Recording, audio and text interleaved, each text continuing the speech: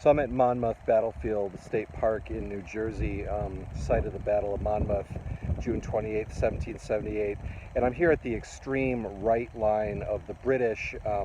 Another video, I was standing up along this tree line, and up the hill there is Perrin Hill, where Washington established three lines of forces, a line of light troops on a fence, up the hill a little bit, a battery, and they spent the greater part of the afternoon raining shot down all along this line where the 42nd Scottish Highlanders were sort of dug in along this line, firing back.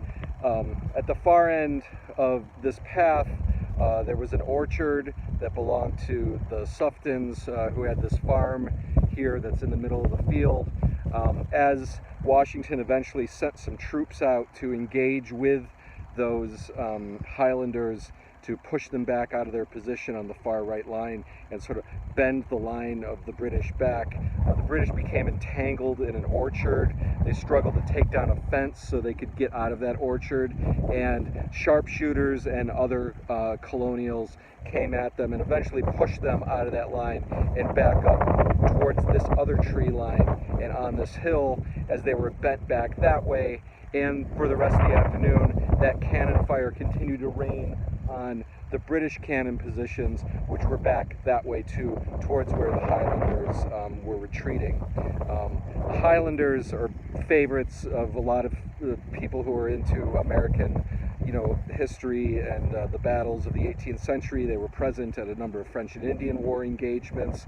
These were fierce, established, well-experienced soldiers that had come from Scotland, wearing kilts, bearskin hats, ferocious fighters. So for the Continentals to be facing them here on this battlefield was a real test of will for Washington's command as he rode back and forth up on this hill, directing his troops to finally advance and push the British back, so the British would not have any chance of advancing any further on the Continentals on that day, June 28, 1770.